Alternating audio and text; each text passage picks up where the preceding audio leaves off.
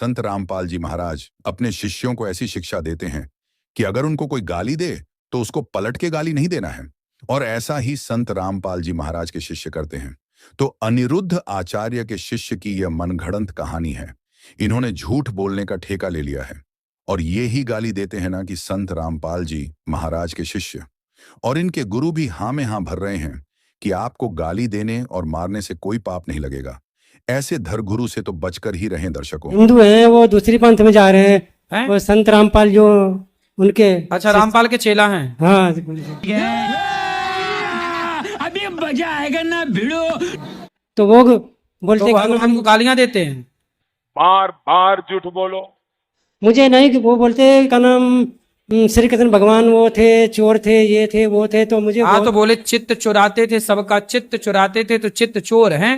तो हमने कही तो हमें फिर उनको दो चार मैं सुना देता हूँ फिर। हाँ फिर ऐसे लोगों को तो सुनाओ, ऐसे लोगों को तो तरीके से सुनाओ। गुरुजी मैं फिर उल्टा सीधा बोल देता हूँ तो इसमें मेरा दोष लगे। नहीं आप तो फिर सुनाओ, मूर्खों को सालों को खूब सुनाओ।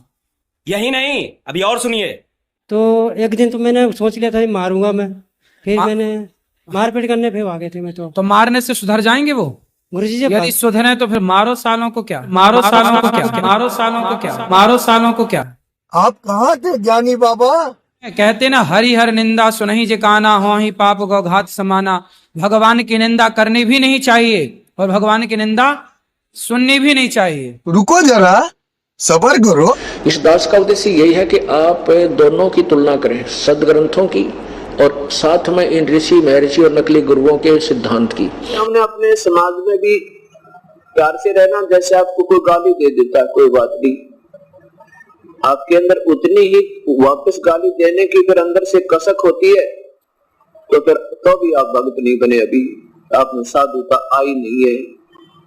कबीर साहब कहते हैं आवत गाली एक है उल्टा हो अनेक, और कह कबीर मत उल्टी हो रह जाए एक की एक। एक ने गुस्से में आकर, क्रोध में आकर किसी के कहने सुनते या मिसअंडरस्टैंडिंग कर, किसी की गलत धारणा से मान ले आपको कुछ उठपटांग कह भी दिया, तो आप उसका तुरंत प्रतिफल में बदला मत दो, उसका तुरंत जवाब मत दो। फिर वो एक देगा, एक और दे देगा, वह दो ना हुए। दो जब होगी जब आप उल्टी दे दोगे, उल्टी गाली आप उसको पकड़ाओगे तो वो 20 और सुनाओगा और फिर हाथापाई हो जाएगी और फिर हानि ना जाने कहां तक पहुंच सकती है। इसलिए क्या बताते हैं कि आवत गाली एक है उल्टा हो अनेक, कह कबीर ना उलटियो व रहे एक की एक। गाली ही से उपचे और कलह कष्ट और नीच, हार कलह सो संत है वे लाग मरे सो नीच। अब गाली ही से क्या होता है कि हाथापाई हो, झगड़ा वगड़ा हो गया और फिर ना जाने मौत भी हो जाए किसी की। गाली ही से उपचे कलह कष्ट और नीच, नीच माने मृत्यु। हार चले सो संत है, हार जाना नो का अच्छा भाई चुप हो जा, बोले नहीं, वो नो सोचेगा तेरे दिन डर गया तो आप हार गए, बहुत अच्छी बात है। कहते हार चले सो संत है और लाग मरे सो नीच, उससे की तरह गुट्टम गुट्टा हो गया, कहते हो तो नीच राक्षस स्वभाव के, जैसे कल गीता जी बतावे थी, उत्तर गीता शास्त्र कह रहा था कि वो संत नहीं फिर होता है संत होते ही।